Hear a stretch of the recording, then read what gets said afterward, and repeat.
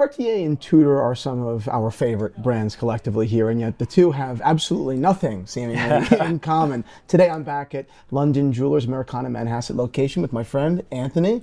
And New location, it. yeah. So if you haven't had a chance to come in, I mean, we moved temporary for just a few months, but beautiful layout. And the watches are insane, right? Actually, from both collections, from Cartier and Tudor, I'm trying on stuff today. I picked out stuff that I actually haven't worn before, including this incredible Tank Américaine, which I believe last year got a facelift, right? Got a revamp. Correct. It's the dial has been changed. The numerals have been elongated. The clasp has a really interesting, not really interesting, but it's functional, clicking function. Yeah, buttons. it's functional. You never had that. Cartier never did buttons. Anyway, got some really cool stuff. So I want to tee up the conversation with, what do you find interesting about these two brands respectively? You are constantly speaking to new and veteran watch people.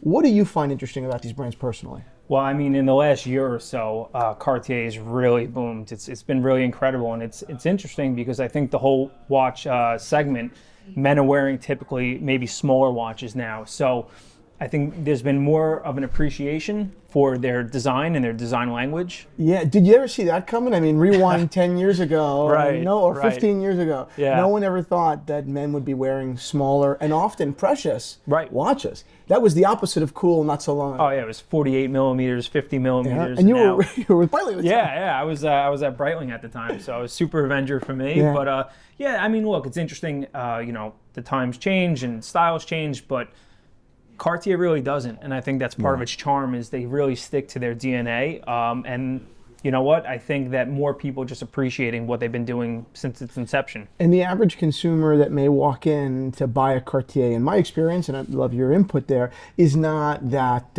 necessarily always old man partner at a law firm. Now you do have younger men and women wearing weird, kind of interesting models, right? I mean, look at the Panther. The Panther is in more full swing now than it's been in a very long time. Right. You guys have quite a few. I mean, that was a model that, well, of course, it's an iconic Cartier model from the 80s or late 70s or 80s. Still, it was kind of a little bit dull for a while there, and yet they're back. Totally, and I think that's been, out of all the brands that we carry here, and we carry quite a bit, it's really interesting to see how the clientele has changed. Yeah. Where, typically for us at London Jewelers, we have a lot of repeat business. Clients have been shopping with us for many, many years, but it's the same typical kind of clients looking at Cartier until the last 2 years. Now we're getting the younger generation, a bit more stylish, fashion forward, and you know what?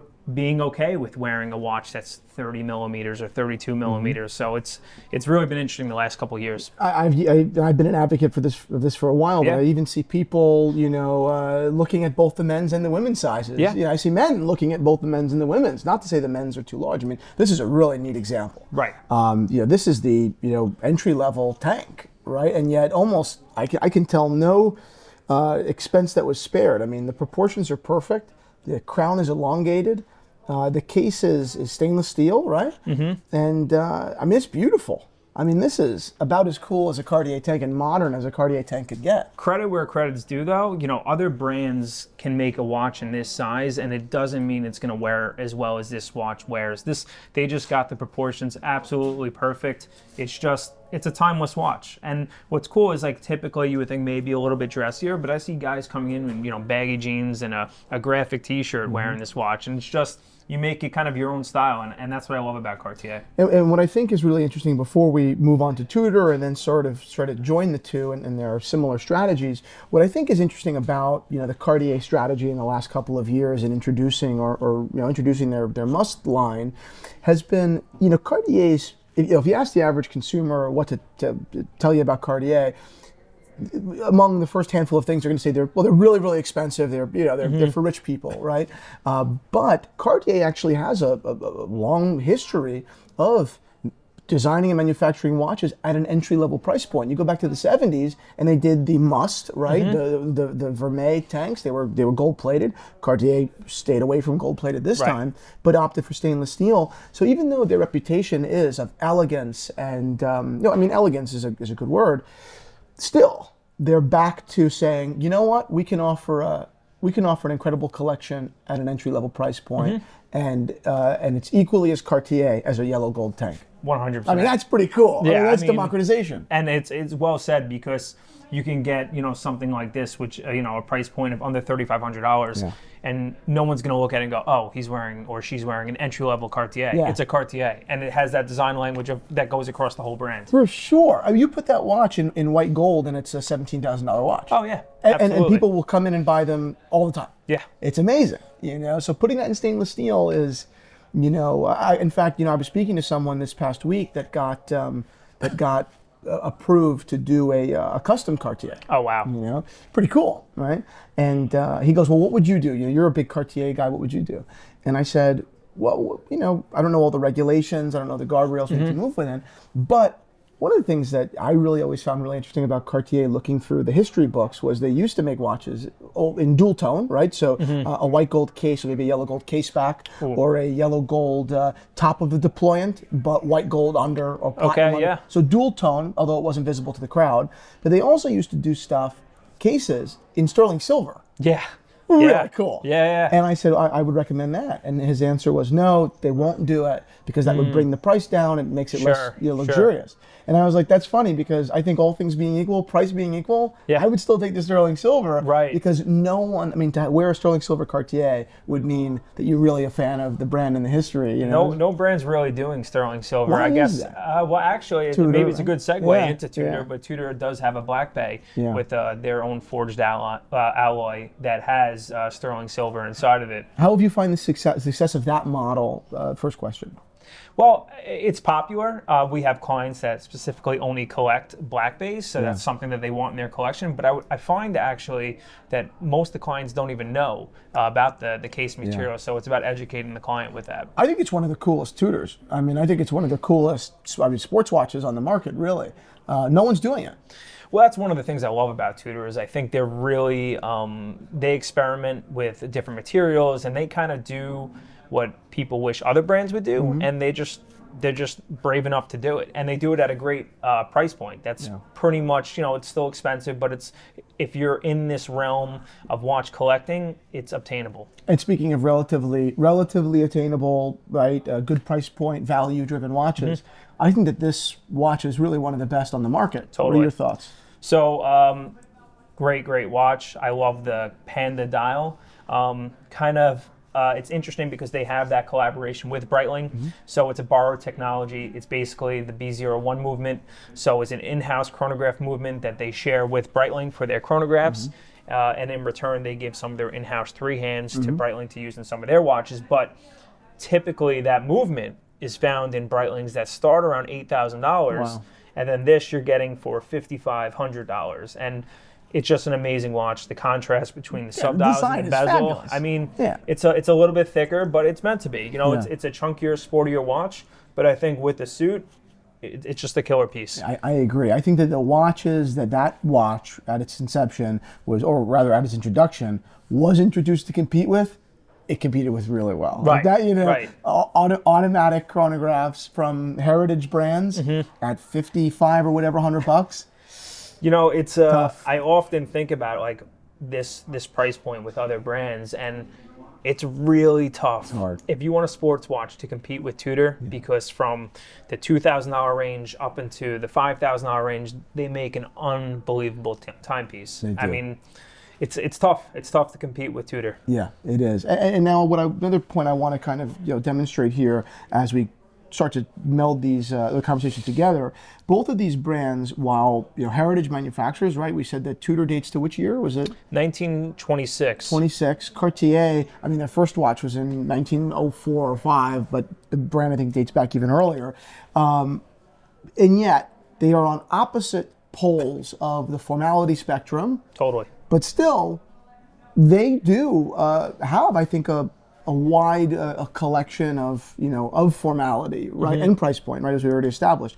Like the Santos, I think, is a great example. While it's, of course, if you put Tudor on the dial here, it would make no sense. It's clearly a Cartier, but don't you think that the Santos represents something very similar that the Royal does, right? Yeah. The brand reaching to the other side of the aisle. These are like the bipartisan watches from the respective collections.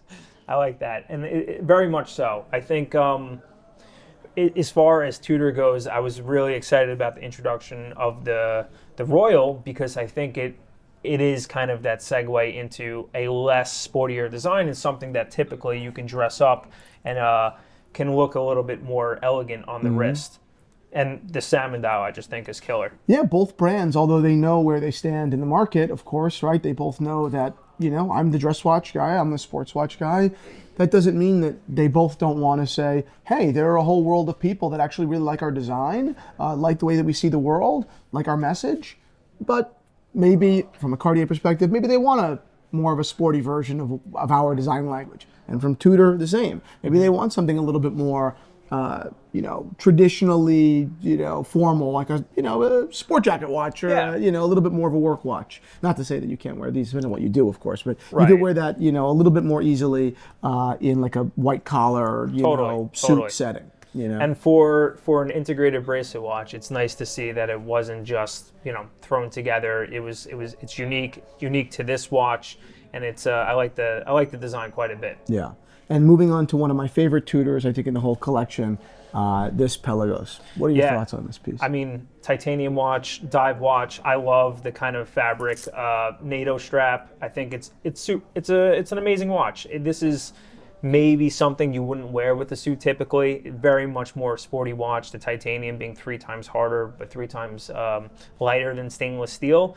But just a killer watch, does really well. They make iterations of this on the bracelet, which would be a little bit easier to wear in a more formal setting, but just a great watch. And again, that's Tudor really experimenting with other materials. They do bronze, they do steel, titanium, sterling silver, gold. Yeah. And then with gold, hysterically, yeah.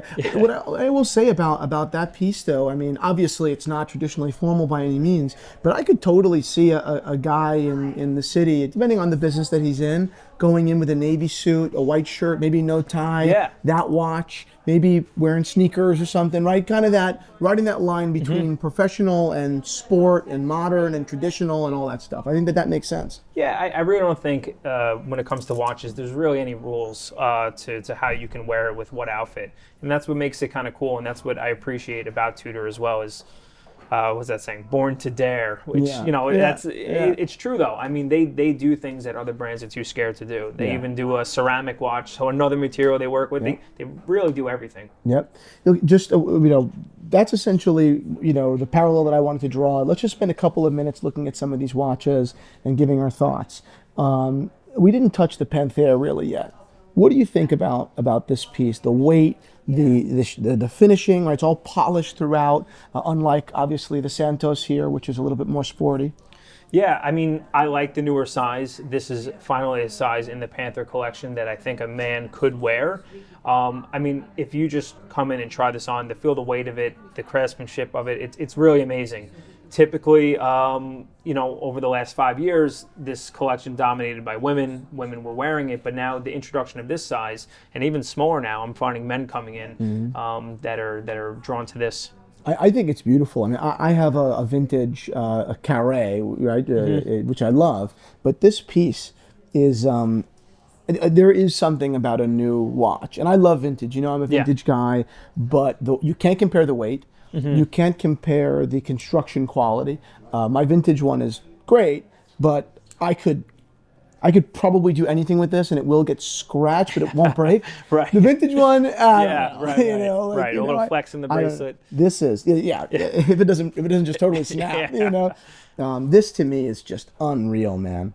And I could definitely see particularly younger people coming in and saying, well, how much was this? It was 30,000? Right. 30,000. Maybe people looking at a 36 millimeter from a different brand, right? Yeah. And saying, I want a full gold, all bracelet, something really old and classic. But my 2 other buddies have more mainstream things. Yeah. I want to get something different. Totally. I could see that.